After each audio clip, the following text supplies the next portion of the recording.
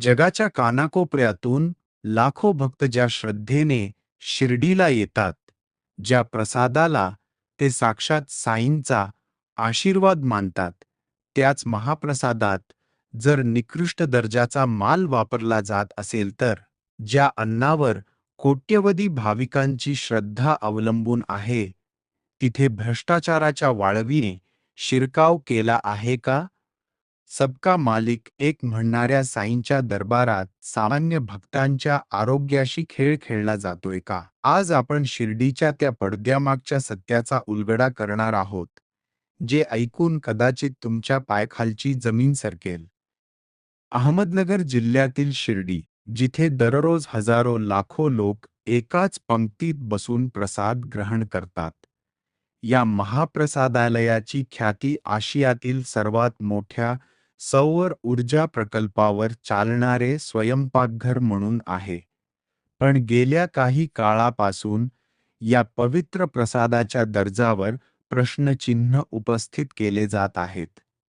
किराणा मालाची खरेदी, तुपाचा दर्जा आणि प्रसादाच्या लाडवातील साहित्यावरून मोठे आरोप होत आहेत. हे केवळ आरोप आहेत की यामागे एखादे मोठे रॅकेट काम करते? आपण या प्रकरणाच्या मुळाशी जाणार आहोत. मुख्य भाग 1. तक्रारी आणि आरोपांचे स्वरूप.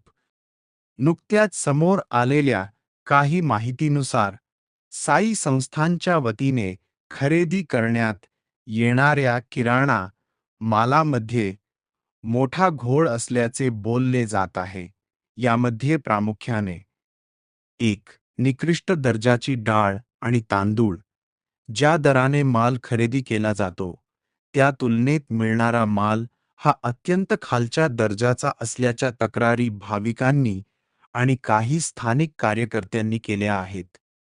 2. भेसळयुक्त तूप. साईंच्या लाडवांचा प्रसाद जगप्रसिद्ध आहे, पण हे लाडू बनवण्यासाठी वापरले जाणारे तूप शुद्ध आहे का? काही प्रयोगशाळांच्या अहवालांनुसार आणि तक्रारींनुसार या तुपामध्ये भेसळ असल्याचे संशय व्यक्त करण्यात आले आहेत.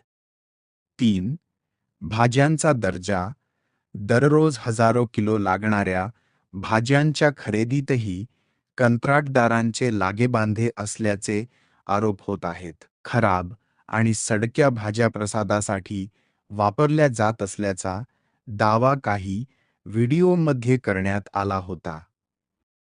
मुख्य भाग 2. महाघोटाळ्याची कार्यपद्धती मोडस ऑपरेंडी. कोणताही मोठा घोटाळा हा सिस्टीममधील त्रुटींशिवाय शक्य नसतो. शिर्डी संस्थांमध्ये मालाची खरेदी करण्यासाठी ई-निविदा, ई-टेंडरिंग काढली जाते. मात्र इथेच खरी मेख आहे. कंत्राटदारांची मिलीभगत. ठराविक कंत्राटदार एकत्र येऊन निविदा भरतात, ज्यामुळे स्पर्धा संपते आणि चढ्या दराने निकृष्ट माल पुरवण्याचे कंत्राट त्यांना मिळते. अधिकारी आणि राजकारण. संस्थांवर राजकीय नियुक्त्या होत असल्याने अनेकदा राजकीय वरदहस्त असलेल्या कंत्राटदारांना मोकळे रान मिळते. क्वालिटी कंट्रोल विभागाचे अधिकारी डोळेझाक का करतात, हा सर्वात मोठा प्रश्न आहे. स्टॉक रजिस्टरमधील तफावत. जितका माल कागदावर दाखवला जातो, तितका प्रत्यक्षात वापरला जातो का? की कागदावर ए ग्रेड आणि प्रत्यक्षात सी ग्रेड माल येतो? मुख्य भाग 3. अन्नाच्या गुणवत्तेचा प्रश्न आणि आरोग्य. प्रसाद हा केवळ अन्नाचा घास नसून ती भक्तांची भावना असते. जर निकृष्ट तेलात किंवा तुपात पदार्थ बनवले जात असतील, तर त्याचा परिणाम भक्तांच्या आरोग्यावर होऊ शकतो. अन्न व औषध प्रशासनाने FDA वेळोवेळी इथे तपासण्या करणे गरजेचे आहे. मात्र संस्थांच्या दबावाखाली किंवा इतर कारणांमुळे हे अहवाल अनेकदा सार्वजनिक केले जात नाहीत. निकृष्ट डाळीमुळे होणारे पोटाचे विकार किंवा भेसळयुक्त तुपामुळे होणारे दुष्परिणाम याला जबाबदार कोण? मुख्य भाग 4. प्रशासनाची बाजू आणि सद्यस्थिती. जेव्हा हे आरोप तीव्र होतात, तेव्हा संस्थान प्रशासन नेहमीप्रमाणे चौकशी करू असे आश्वासन देते. काही वेळा नमुने लॅबमध्ये पाठवले जातात, पण पुढे काय झाले हे भक्तांना कधीच कळत नाही. अलीकडेच काही माहिती अधिकार कार्यकर्त्यांनी आर-टी-आय याबद्दल माहिती मागवली असता धक्कादायक बाबी समोर आल्या आहेत. खरेदी प्रक्रियेत पारदर्शकता नसल्याचे ताशेरे ओढले गेले आहेत. मुख्य भाग 5. भाविकांच्या भावना आणि संताप. शिर्डीला येणारा सामान्य भक्त हा लांबून येतो. तो श्रद्धेने डोळे झाकून प्रसाद ग्रहण करतो.